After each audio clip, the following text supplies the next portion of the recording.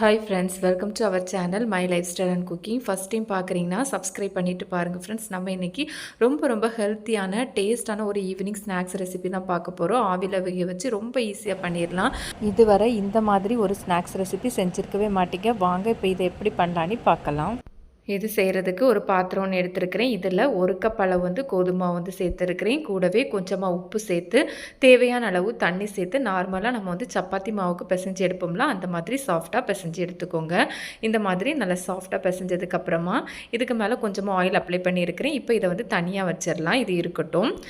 அடுத்ததாக நான் இங்கே 2 உருளைக்கிழங்கு மீடியம் சைஸில் எடுத்துருக்கிறேன். இது வேக வச்ச உருளைக்கிழங்கு கிடையாது, பச்சை உருளைக்கிழங்கு தான். தோல் மட்டும் ரிமூவ் பண்ணி எடுத்துருக்கிறேன்.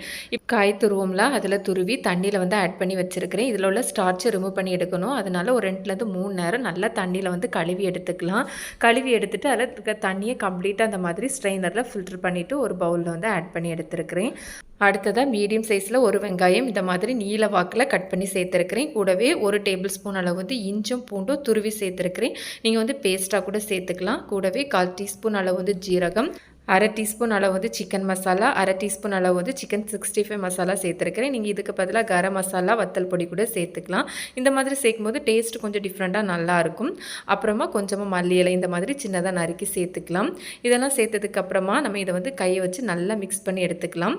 எல்லாம் ஒன்றோடு ஒன்று சேர்ந்து வர மாதிரி நல்லா மிக்ஸ் பண்ணி எடுத்துக்கலாம். ரொம்ப சிம்பிளாக எண்ணெயிலலாம் வதக்காமல் ரொம்ப ஈஸியாக நம்ம இந்த ஸ்டஃபிங்ஸ் உள்ள வைக்கக்கூடிய ஸ்டஃபிங்ஸ் ரெடி பண்ணி எடுத்துட்டோம். நம்ம இதில் உப்பு சேர்க்கலை. இந்த டைமில் சேர்க்க வேண்டாம். இந்த டைமில் சேர்க்கும்போது நல்லா தண்ணி ஊறி வந்த மாதிரி இருக்குது. அதனால் இந்த டைமில் சேர்க்க வேண்டாம். இப்போ இது இருக்கட்டும்.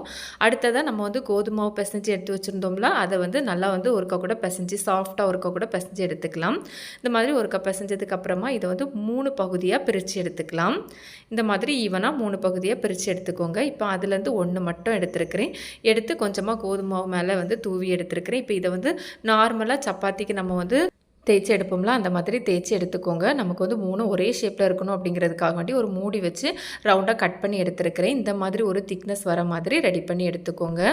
இது போலவே மீதி இருக்கிற 2 சப்பாத்தி மாவு உருண்டைகளையும் இது போலவே ஸ்ப்ரெட் பண்ணிவிட்டு ரவுண்டாக கட் பண்ணி எடுத்துருக்கிறேன். ரொம்ப திக்னஸ் வேண்டாம், இந்த மாதிரி திக்னஸ்க்கு ரெடி பண்ணி எடுத்துக்கோங்க. இப்போ நம்ம ஏற்கனவே ஸ்டஃபிங்ஸ் ரெடி பண்ணி வச்சுருந்தோம்ல, உருளைக்கிழங்கு வச்சு அதில் தேவையான அளவு சால்ட்டு சேர்த்து இந்த மாதிரி ஒருக்கா கலந்து விட்டுக்கோங்க. நம்ம ஏற்கனவே ஸ்ப்ரெட் பண்ணி எடுத்துருந்தோம்ல, அதுலேருந்து 1 மட்டும் ஃபஸ்ட்டு எடுத்துக்கலாம். எடுத்துகிட்டு கொஞ்சமாக நான் டொமேட்டோ கெச்சப் சேர்த்துருக்கிறேன். இது இருந்தால் சேர்த்துக்கோங்க, இல்லைனா ஸ்கிப் பண்ணிக்கோங்க. இந்த மாதிரி ஆட் பண்ணி ஈவனாக ஸ்ப்ரெட் பண்ணி எடுத்துக்கலாம். அந்த எட்ஜஸில் அதிகமாக வராத மாதிரி கொஞ்சமாக கேப் விட்டு இந்த மாதிரி ஸ்ப்ரெட் பண்ணி எடுத்துக்கோங்க. இந்த மாதிரி ஸ்ப்ரெட் பண்ணதுக்கப்புறமா நம்ம ஏற்கனவே உருளைக்கிழங்கு வச்சு ஒரு ஸ்டஃபிங்ஸ் ரெடி பண்ணி வச்சுருந்தோம்ல, அதை இதுக்கு மேலே ஆட் பண்ணிக்கலாம். நீங்கள் இந்த ஸ்டஃபிங்ஸ் கூடவே உங்களுக்கு தேவையான வெஜிடபிள்ஸ் எது வேணாலும் சேர்த்துக்கலாம். கேரட், கேப்சிகம், ஸ்வீட் கார்ன் சொல்லி உங்கள் தேவைக்கு தக்கன சேர்த்துக்கலாம். இந்த மாதிரி ஸ்டஃபிங்ஸ் ஸ்ப்ரெட் பண்ணதுக்கப்புறமா இதுக்கு மேலே சீஸ் கொஞ்சமாக சேர்த்துக்கலாம். இது ஹோம்மேட் சீஸ் தான். சீஸ் ஆப்ஷனல் தான், இருந்தால் இதெல்லாம் சேர்த்துக்கோங்க. சேர்த்து செய்யும்போது நமக்கு கொஞ்சம் கூட ஹெல்த்தியாகவும் இருக்கும். டேஸ்ட்டும் பார்த்திங்கன்னா சுட சுட சாப்பிட்றதுக்கு ரொம்பவே நல்லாயிருக்கும். இதெல்லாம் சேர்த்ததுக்கப்புறமா நம்ம ஏற்கனவே ஸ்ப்ரெட் பண்ணி வச்சுருந்தோம்ல கோதுமை மாவு, அதில் ஒரு பீஸ் இதுக்கு மேலே வச்சுக்கலாம். வச்சுட்டு இந்த மாதிரி கொஞ்சம் இழுத்து இந்த மாதிரி ப்ரெஸ் பண்ணி எடுத்துக்கோங்க. இதுக்கு மேலேயும் அதே மாதிரி தான். ஃபஸ்ட்டு கொஞ்சமாக கெச்சப் சேர்த்துருக்கிறேன். சேர்த்து ஸ்ப்ரெட் பண்ணி எடுத்துக்கலாம். அதுக்கு மேலே ஏற்கனவே நம்ம ரெடி பண்ணி வச்சுருக்கிற ஸ்டஃபிங்ஸ், அதுக்கு மேலே கொஞ்சமாக சீஸ் இந்த மாதிரி ரெடி பண்ணி எடுத்துக்கோங்க. இது போலவே நிறைய வெரைட்டியான ஸ்நாக்ஸ் ரெசிபி நம்ம சேனலில் இருக்குது. அதோட லிங்க் எண்ட் ஸ்க்ரீனில் கொடுத்துருக்குறேன். சேனலையும் விசிட் பண்ணி பாருங்கள். கண்டிப்பாக உங்களுக்கு யூஸ்ஃபுல்லாக இருக்கும். இந்த மாதிரி ரெடி பண்ணதுக்கப்புறமா அந்த 3வது சப்பாத்தியும் இதுக்கு மேலே நம்ம வச்சிடலாம். வச்சு இந்த மாதிரி இழுத்து நல்லா ஈவனாக ப்ரெஸ் பண்ணி எடுத்துக்கோங்க. அந்த ஸ்டஃபிங்ஸ் வெளியே வராத மாதிரி இந்த மாதிரி இழுத்து ப்ரெஸ் பண்ணி எடுத்துக்கோங்க.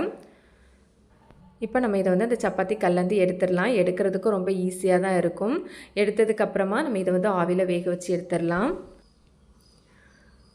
நான் இந்த மாதிரி ஹோல் உள்ள ஒரு பிளேட் எடுத்துருக்கிறேன். இதில் ஏற்கனவே ஆயில் அப்ளை பண்ணி தான் வச்சுருக்கிறேன். இப்போ இதில் வச்சு நம்ம இதை ஸ்டீம் பண்ணி எடுத்துக்கலாம். நான் ஏற்கனவே இட்லி பாத்திரத்தில் தண்ணி எடுத்து வச்சுருக்கிறேன். தண்ணி நல்லா சூடானதுக்கப்புறமா உள்ள ஒரு ஸ்டாண்ட் போட்டு அதுக்கு மேலே இந்த பிளேட் வச்சுருக்கிறேன். இப்போ நம்ம இதை மூடி வச்சு ஓரளவு மீடியம் டு ஹை ஃப்ளேமில் ஒரு 10 மினிட்ஸ் மட்டும் நம்ம வேக வச்சு எடுத்துக்கிட்டால் போதும்.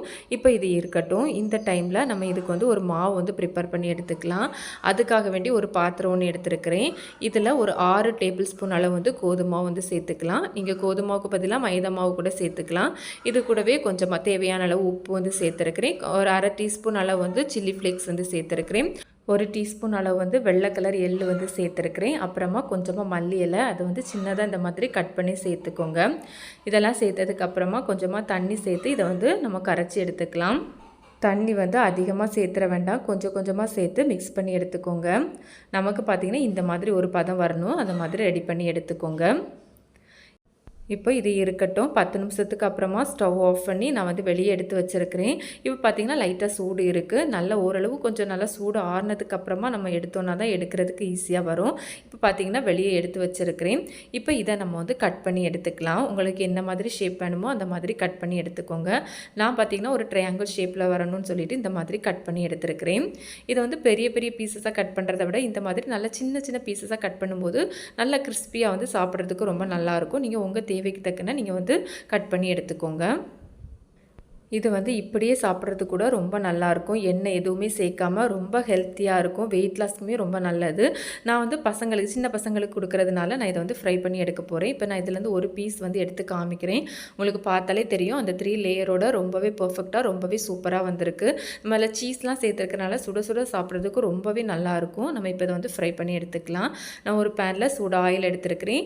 ஆயில் பார்த்திங்கன்னா நமக்கு ரொம்ப வேண்டாம், ஷாலோ ஃப்ரை பண்ணி எடுத்துக்கிட்டால் போதும். நம்ம இதில் ஏற்கனவே கோதுமை வந்து கரைச்சி ஒரு கலவை வந்து ரெடி பண்ணி வச்சுருந்தோம்ல, அதில் நல்லா டிப் பண்ணிவிட்டு நம்ம வந்து ஆயிலில் வந்து சேர்த்து ஃப்ரை பண்ணி எடுத்துக்கலாம். நம்ம பேனோட சைஸுக்கு தக்கன நம்ம வந்து ஸ்நாக்ஸ் வந்து ஆட் பண்ணிக்கலாம். ஃப்ளேம் பார்த்திங்கன்னா நமக்கு உள்ளே இருக்கிறது எல்லாமே நல்லா வெந்தது தான். அதனால் ஓரளவு மீடியம் டு ஹை ஃப்ளேமில் வச்சுட்டு கரிஞ்சிராமல் அப்பப்போ நல்லா மாற்றி போட்டு ஃப்ரை பண்ணி எடுத்துக்கோங்க. நல்லா இந்த மாதிரி ஒரு கோல்டன் கலருக்கு ஃப்ரை ஆகி வரதுலையும் ஃப்ரை பண்ணி எடுத்துக்கோங்க. பார்த்திங்கன்னா தெரியும் நல்லா கிறிஸ்பியாக இருக்குது. ரொம்ப ரொம்ப சூப்பரான டேஸ்ட்டாக இருக்கும். நம்ம சீஸ்லாம் சேர்த்து சாப்பிட்றதுனால ஹெல்த்தியாகவும் இருக்கும். ஆவியில் வேக வச்சு நீங்கள் தேவையான வெஜிடபிள்ஸ்லாம் சேர்த்து இந்த மாதிரி நீங்கள் வந்து ஒரு முறை ட்ரை பண்ணி பாருங்கள். இது போலவே நம்ம வந்து மீதி இருக்கிற எல்லாத்தையுமே ஃப்ரை பண்ணி எடுத்துக்கலாம். இப்போ பார்த்திங்கன்னா நான் எல்லாம் ஃப்ரை பண்ணி எடுத்துகிட்டு இப்போ அதுலேருந்து ஒன்று எடுத்து காமிச்சிருக்கிறேன். இப்போ உங்களுக்கு பார்த்தாலே தெரியும், அந்த சவுண்டு கேட்டாலே தெரியும் எந்தளவு கிறிஸ்பியாக இருக்குதுன்னு சொல்லிட்டு. ரொம்பவே ஹெல்த்தியாக சீஸ், கோதுமை மாவு, வெஜிடபிள்ஸ்லாம் சேர்த்து ஆவியில் வேக வச்சு நம்ம வந்து இந்த ஸ்நாக்ஸ் வந்து ரெடி பண்ணியிருக்கிறோம். கண்டிப்பாக நீங்களும் இந்த ரெசிபியை உங்கள் வீட்டில் ட்ரை பண்ணி பாருங்கள். ட்ரை பண்ணி பார்த்துட்டு உங்களுக்கு எப்படி வந்ததுன்னு மறக்காமல் கமெண்ட்ஸ் பண்ணுங்கள். இந்த ரெசிபி வீடியோ கண்டிப்பாக உங்களுக்கு பிடிச்சிருக்கும். பிடிச்சிருந்தால் லைக் பண்ணி ஷேர் பண்ணி சப்ஸ்கிரைப் பண்ணுங்கள் ஃப்ரெண்ட்ஸ். தேங்க்ஸ் ஃபார் வாட்சிங். பாய்.